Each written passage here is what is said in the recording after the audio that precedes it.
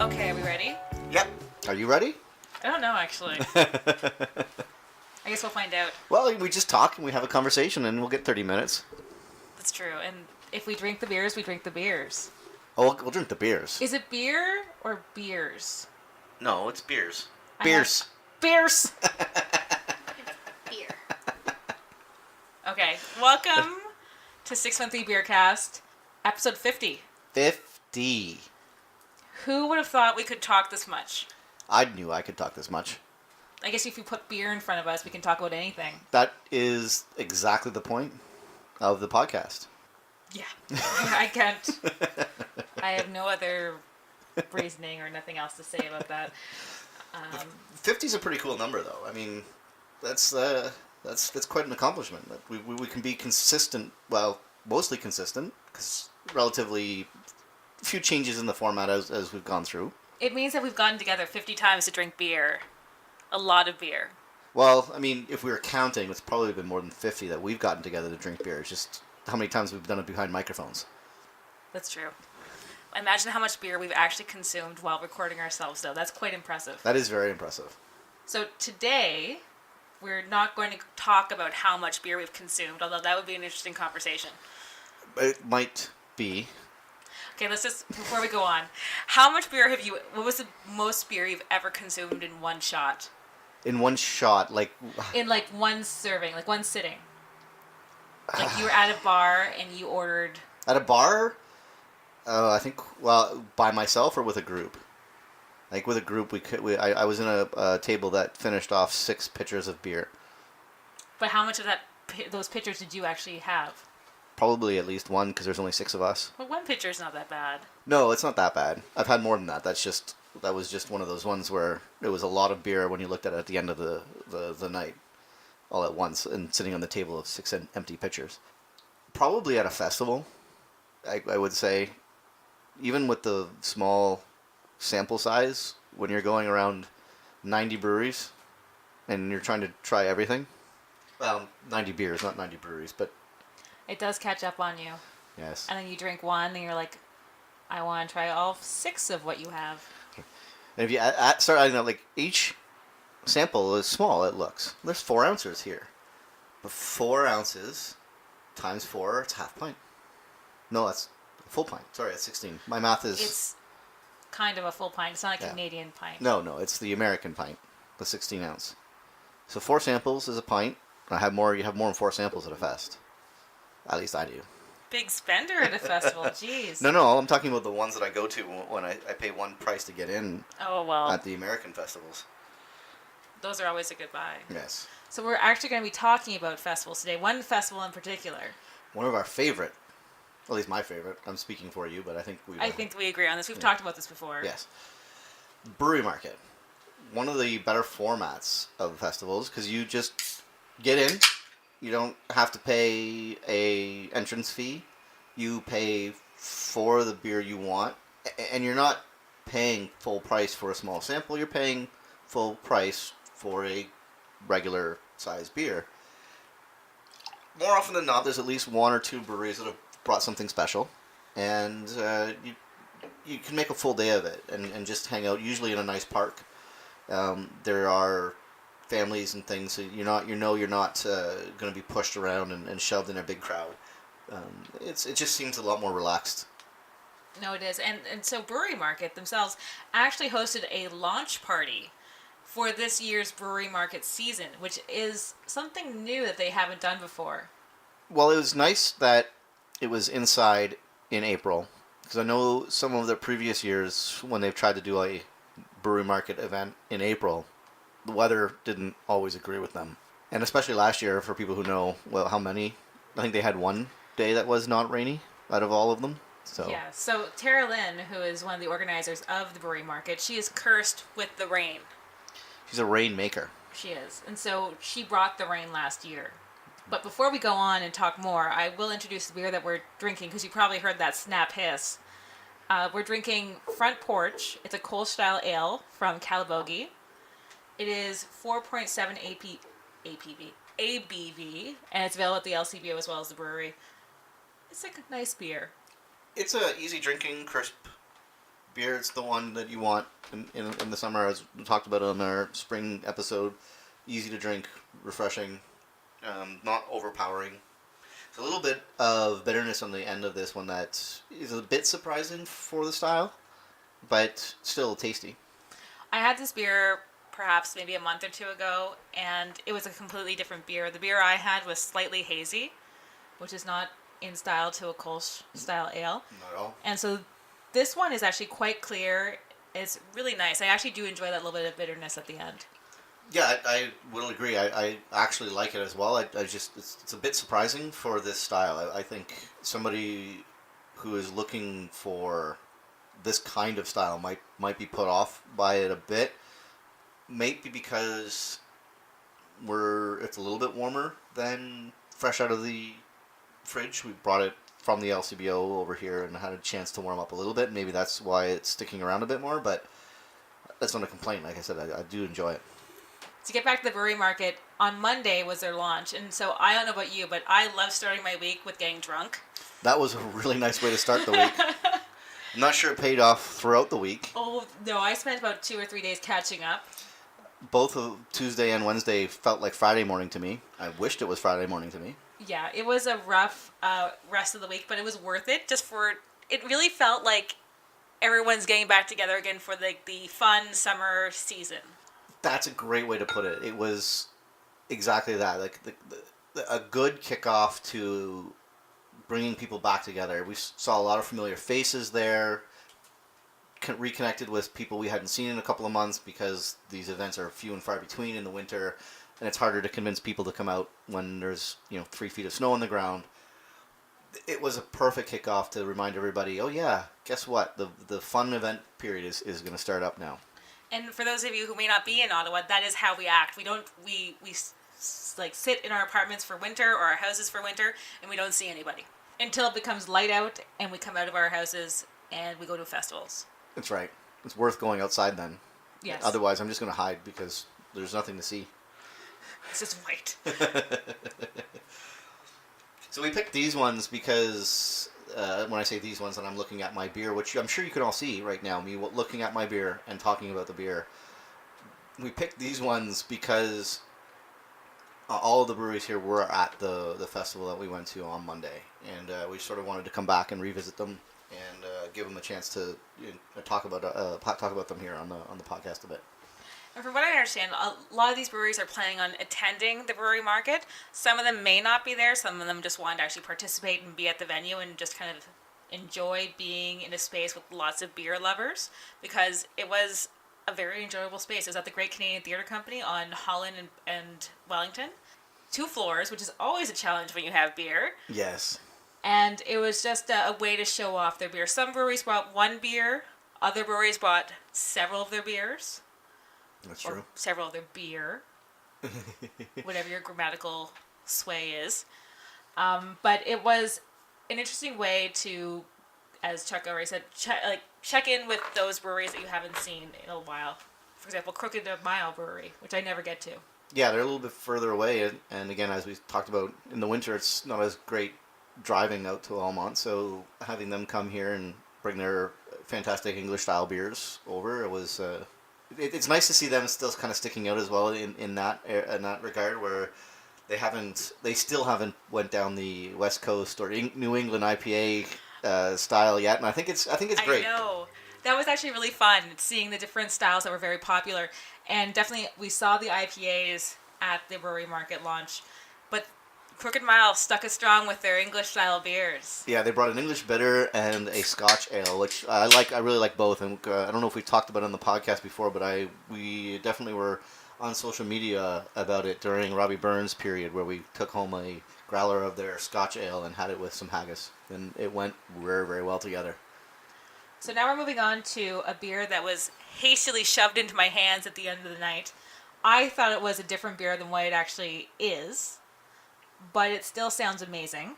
So it's Took de Bruges from Took de Brew, and it is an 8% Belgian-style beer. It has orange peel, and I believe it also has ginger in it.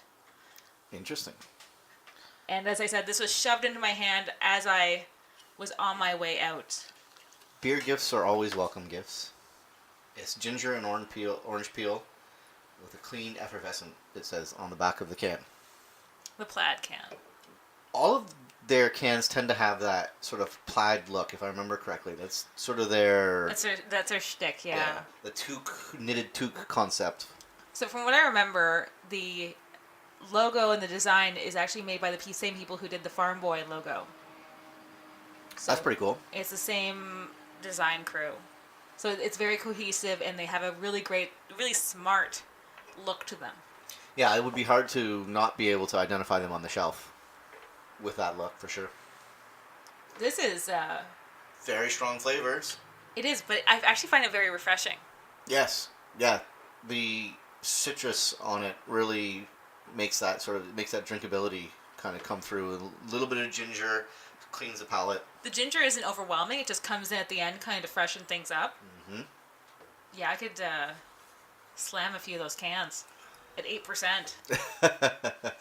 You might not walk away. Well, I'm in my apartment. You're the one who has to worry. I don't know. You got a couch over there. So this was their VIP launch party, they called it, which I don't have a problem with the name. I thought it was very important. Did you feel very important? I did. Yeah, it was really well put together. Like I said, I felt like they were welcoming the community back, and they felt like I was an important person in that community, and I think they definitely were recognizing that. But it's just the start. They have 5 more events planned for the rest of the year here in Ottawa, and one really big key one, the Canada Day one, back in Hintonburg Park. So they're going all over Ottawa this time rather than just sticking to the one park. And there was a lot of talk on Monday night about the July 1st one. A lot of the breweries that I talked to were going to be involved in that. It sounds like a bigger one out of all of them. Well, I think all the events seem to be a bit more focused. So they seem to have their own little theme. Whether it's the Canada Day event, or there's the Taste of Welly, or the High Beer Nation, which I'm curious about because it's called High Beer Nation. I'm curious as to what that might be. And I know that's something that Brewery Market has done in the past, where they've put their own little spin on their festivals, whether it be the People's Choice, where you got to choose your favorite beer type, or it was when they first started, they had their whole collaboration brews, where they paired the Ottawa breweries with the Toronto breweries. Yes, that was a cool theme as well, and the People's Choice, but the style competitions where everybody had brought one beer of that particular style of the People's Choice concept. I thought that was a kind of a neat way to go as well, as really bring the themes together by focusing on one style, but you weren't restricted to that. You just, if you wanted to enter, you had to bring one of those styles. And I think that really gets people going too. If you get the opportunity to try a beer and get a chance to choose which one is your favorite, it gets the brewers excited that they might get a little bit of notoriety, right? And it gets the people who are drinking the beer excited because they get to try all these beers. That's right. And they get to choose one that is a favorite. So that was I remember that being very popular last year. And I didn't get to go to any of them. But I do remember seeing all the tweets and all the hashtags. With the Canada Day one, though, they're planning this big event. Do we have room in Ottawa for yet another Canada Day event? That's an interesting question, especially for this year, when it's Canada's 150th birthday. There's going to be a lot of different events happening. And you have Dominion Day's event. Yep. And I'm sure there are a few other organizations having their own event. But the thing is that not only is this city going to be overrun by tourists. That's true. So perhaps all the regular things that you might be doing, for example, going to Parliament Hill, while you may not go there anyway, you might really, really not go there this year. That's true. Very much true. And being able to go to a smaller park, this one, because it's going to be at Hintonburg, being able to go to a smaller park, maybe your way of having a fun Canada Day event, and yet being able to avoid the crazy crowds. Dare I say it be kind of low-key, almost? It might be. Because I know they do crowd control as well as at their events. Right. Which is, again, and that's a great thing. It keeps the venues comfortable and easy to get around in. And continues to be family friendly. Nothing worse than trying to bring your kids and getting them pushed over by a bunch of bigger drunk people. No, we want to limit the exposure of the drunk people. Those are always bad. So we're going to go kind of fast here, and we're going to go to what some people... I actually feel this beer was somewhat polarizing at the event on the launch party. Some people actually really, really enjoyed this beer, and I remember hearing people say, oh, I was so surprised about this beer. And I heard some people who actually didn't enjoy it, that felt it wasn't as perhaps sour as they would like it to be. All right. I can understand that comment. I don't think it is intended to be super sour. It's really supposed to be that not sort of tart finish, sort of palate cleansing. They weren't going for a full sour sort of feel on it. They were just trying to give it a little bit of that tartness. So, without saying what the beer is this a hop sour? I would say yes, especially.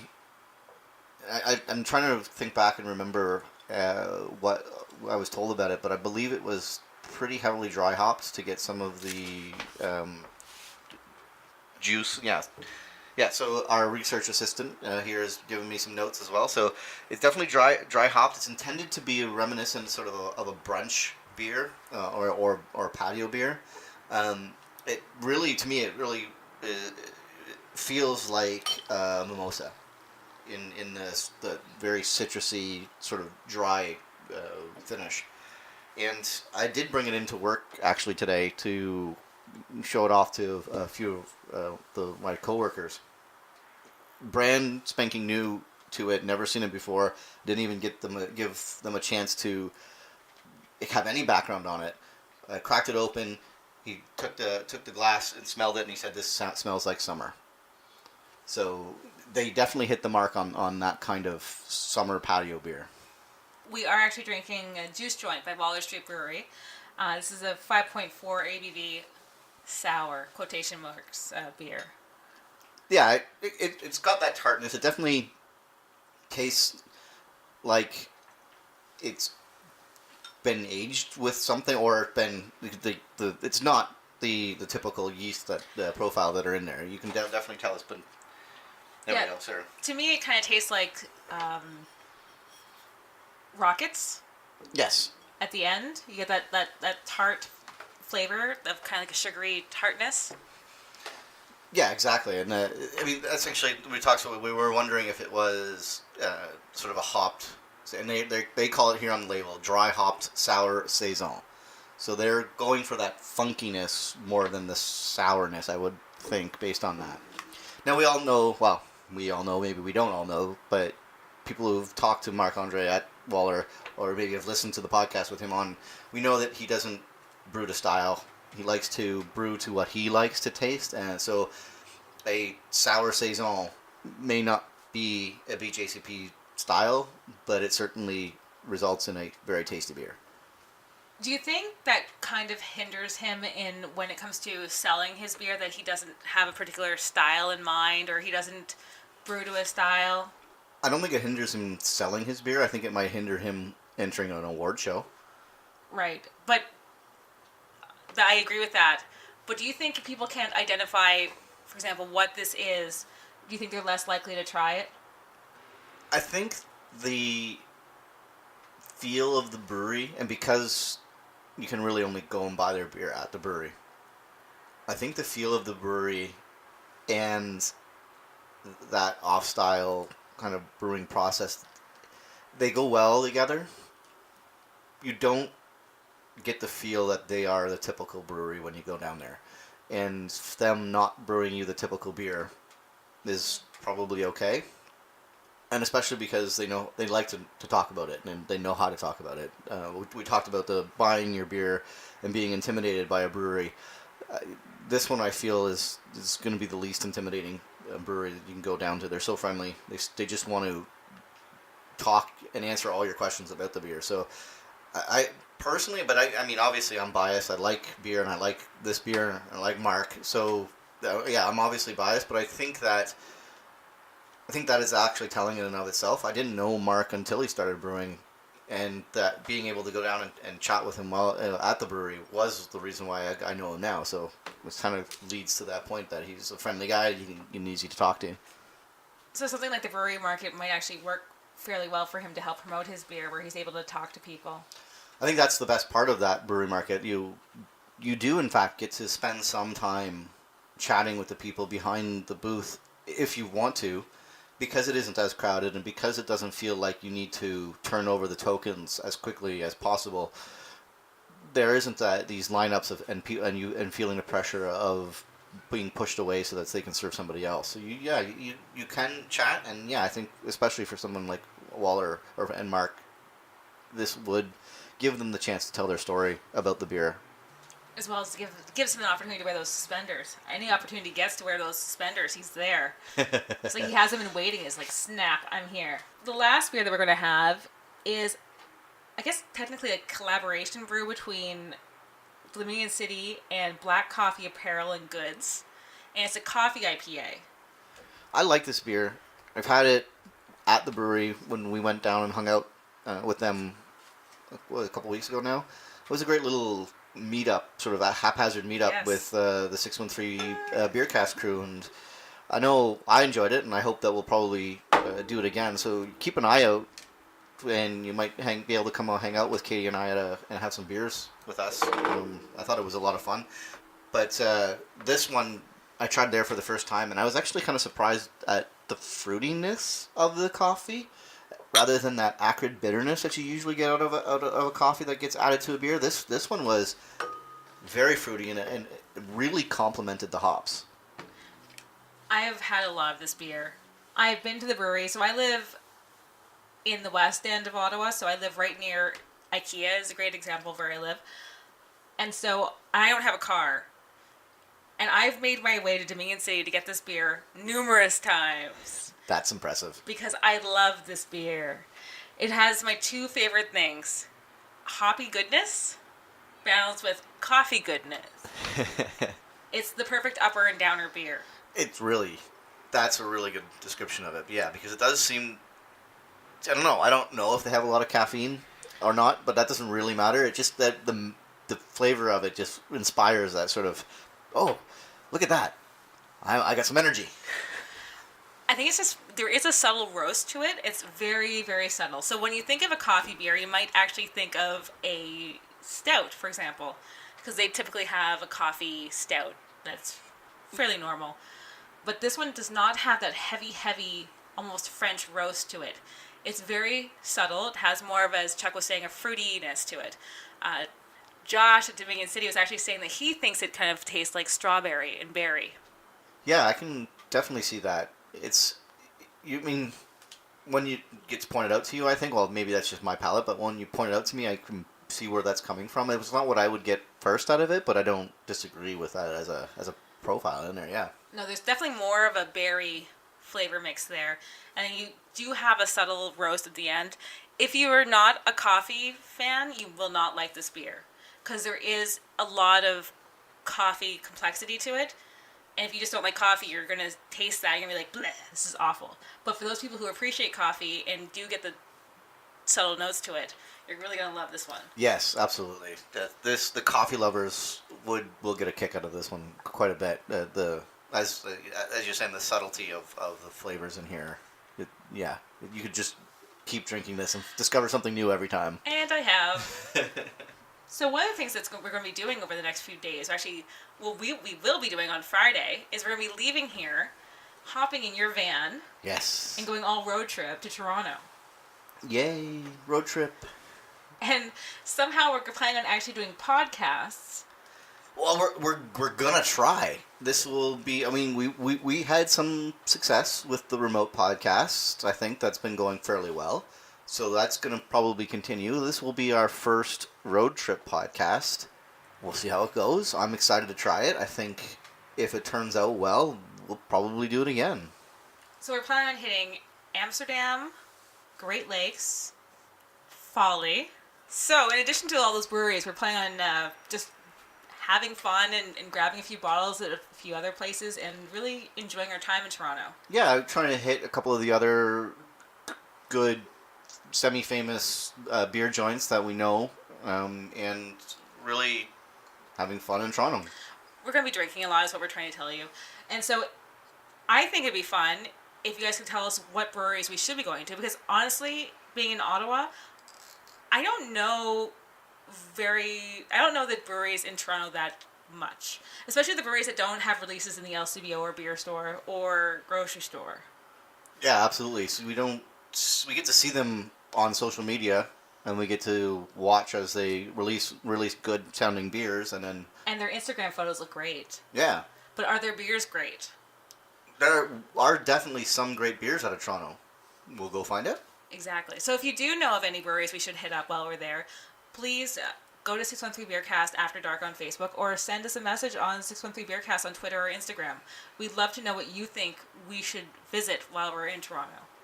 And for all of those people who might be listening outside of Toronto and are going, oh no, another Toronto-centric podcast, give us your suggestions for where else we should go if we're not going to go to Toronto. If this works out, I have no problem driving out in other places in Ontario and bringing some gear and setting up. If you have some other favorite breweries that we don't know about that are somewhere in Ontario, let us know.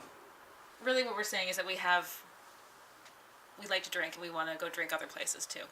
And we want to bring what we know to be the beer scene in Ottawa. We kind of want to translate what that means to us to other areas and see if they match.